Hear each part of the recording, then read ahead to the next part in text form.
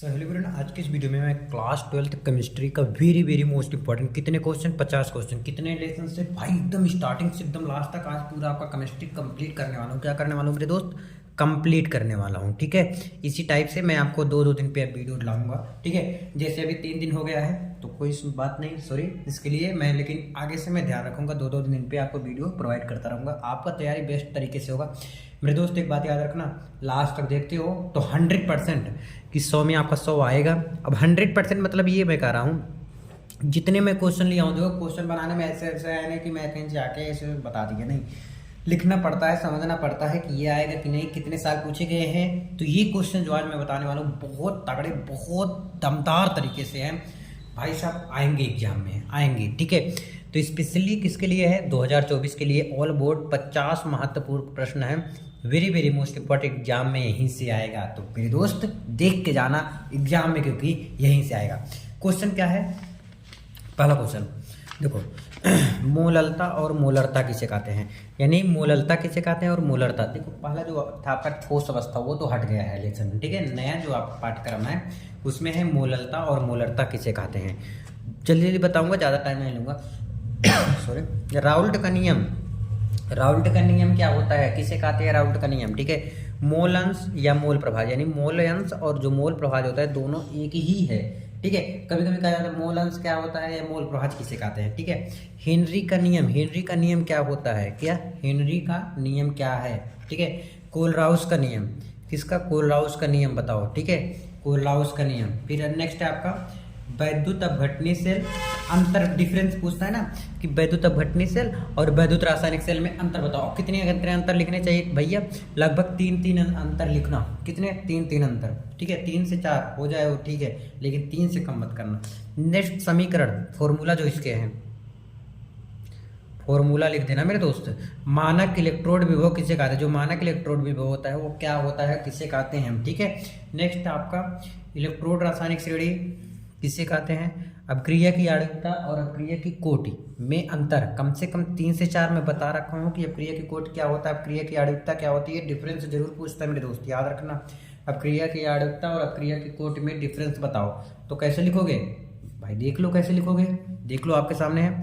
प्रथम कोटि की अपक्रिया का वेग स्थिरांक, प्रथम कोटि की जो अपक्रिया है उसकी वेग स्थिरांक का व्यंजक प्राप्त करना है। कैसे होगा?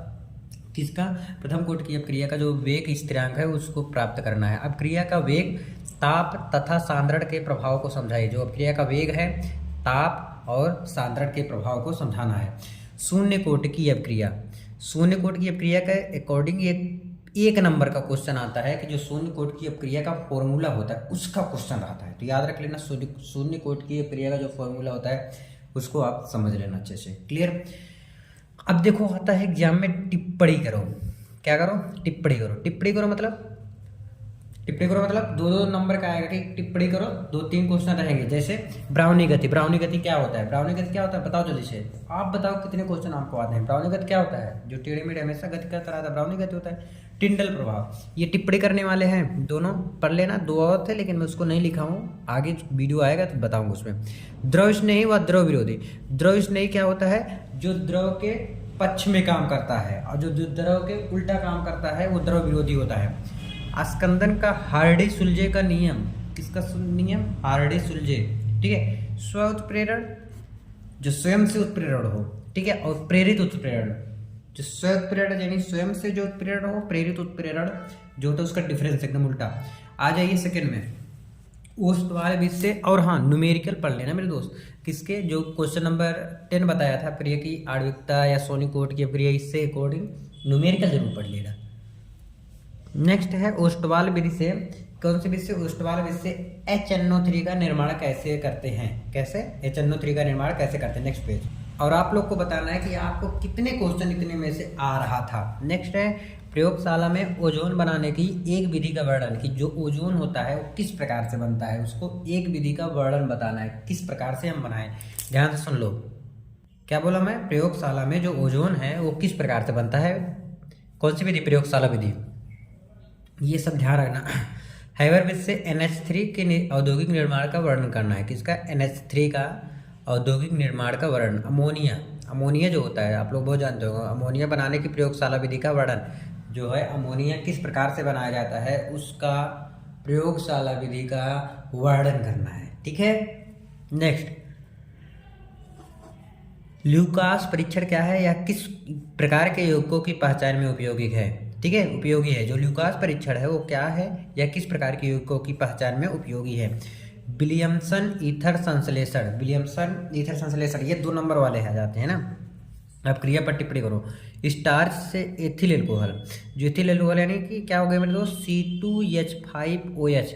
ठीक है, स्टार्च से एथिल एल्कोहल की उत्पादन की औद्योगिक विधि का वर्णन कीजिए। रासायनिक अभिक्रियाओं के समीकरण भी लिखना है। ठीक है, वह अभिकर्मक जिसके साथ एसिटाल्डिहाइड और एसीटोन दोनों आसानी से क्रिया करते हैं। एसिटाल्डिहाइड और एसीटोन दोनों आसानी से क्रिया करते हैं। नेक्स्ट है, कौन सा यौगिक कई हजारों क्रिया नहीं देता है। ये नोट कर लो, जो नहीं देता है उसको लिखना है, देता है वो नहीं, जो नहीं देता है उसको लिखना है। ठीक है, यूरोट्रोपिन पर टिप्पणी करो। 2 नंबर में आ सकते हैं। फिर देखो मैं गलती से 2 क्वेश्चन एक क्वेश्चन 2 बार लिख दिया हूँ गलती से, कोई बात नहीं ना। ये रिएक्शन आ गए भाई, रिएक्शन पढ़ लेना।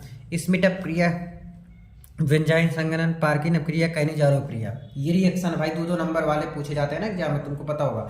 और एक है रायमंड टीमन अपक्रिया, इसको पढ़ लेना। तो रायमंड टीमन अपक्रिया, ठीक है। ये सब क्वेश्चन जो बार बार पूछे गए हैं, रिपीटेड हैं, जो बता रहा हूँ। अब इस वीडियो को बनाने के लिए मेरे दोस्त पीछे कम से कम 5 से 6 घंटे लगते हैं, और ही लगता है समझ लो। ठीक है, लेकिन बनाने में 5 से 6 मिनट, बनाने में कितना 5 से 6 मिनट, लेकिन उसके पीछे का काम जो है कई घंटे लग जाते हैं। चलो नेक्स्ट क्वेश्चन देखते हैं नेक्स्ट पेज में। नेक्स्ट देख लो, प्रयोगशाला में फार्मेल्डिहाइड, जो फार्मेल्डिहाइड बनाने की विधि का वर्णन। जो फार्मेल्डिहाइड है प्रयोगशाला में किस प्रकार से बनता है। शुद्ध एसीटोन बनाने की प्रयोगशाला विधि, शुद्ध एसीटोन कैसे बनेगा प्रयोगशाला में, ये आपको सचित्र वर्णन करना है ना, कि जो प्रयोगशाला में क्या शुद्ध एसीटोन कैसे बनता है। नाइट्रोबेंजीन कहते हैं, यानी किसे कहते हैं, नाइट्रोबेंजीन किसे कहते हैं। ठीक है, नाइट्रोबेंजीन का उदासीन माध्यम से अपचयन कराने पर उत्पाद प्राप्त होता है, ये बताना आपको। ठीक है, डाइएजोनियम लवण क्या है, ध्यान सुन लो। बेंजीन डाइएजोनियम क्लोराइड से क्लोरोबेंजीन प्राप्त करने की रासायनिक समीकरण भी लिखना है। क्या रासायनिक समीकरण। प्राथमिक, द्वितीयक, तृतीयक इमीनों की पहचान की विधि का वर्णन। जो इमीन है किस प्रकार से हम उसको पहचान कर सकते हैं, ठीक है, उसका वर्णन करना है। नेक्स्ट है, प्रयोगशाला में एथिलेमीन, एथिलेमीन बनाने की विधि का वर्णन करो।